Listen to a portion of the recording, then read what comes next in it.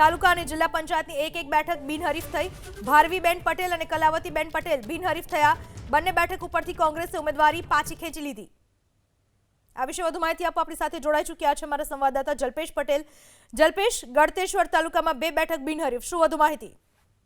ચોક્કસથી પૂનમ વાત કરવામાં આવે સ્થાનિક સ્વરાજ્યની ચૂંટણીમાં તો એક બાદ એક અત્યારે ભાજપનો જે છે તે ભગવો લહેરાઈ રહ્યો છે. ખાસ કરીને વાત કરવામાં આવે ખેડા જિલ્લા પંચાયતની, તો ખેડા જિલ્લા પંચાયતમાં ઘણા સમય બાદ હવે ઇલેક્શન આવ્યું છે ને, ઇલેક્શનનો જંગ જામ્યો છે. ત્યારે અંગાડીની જે જિલ્લા પંચાયતની સીટ છે જેમાં જે બિનહરીફ થઈ છે, કોંગ્રેસના ઉમેદવારે પોતાનું ફોર્મ પાછું ખેંચીને ક્યાંક ને ક્યાંક ભાજપને સમર્થન આપ્યું છે અને થોડીક જ વારમાં જે ઉમેદવાર કોંગ્રેસના હતા તે ભાજપમાં જોડાય તો નવાય નહીં એવી સ્થિતિ અહીંયા આગળ સર્જાઈ છે. ગઈકાલની જો વાત કરવામાં આવે તો ગઈકાલે જે અનામત બેઠક જે પ્રમુખની રાખવામાં આવી હતી તેમાં પણ જે ભાજપનો વિજય થયો છે, એટલે ચોક્કસથી ભાજપનો ચહેરો પ્રમુખ માટેનો પણ તૈયાર થયો છે.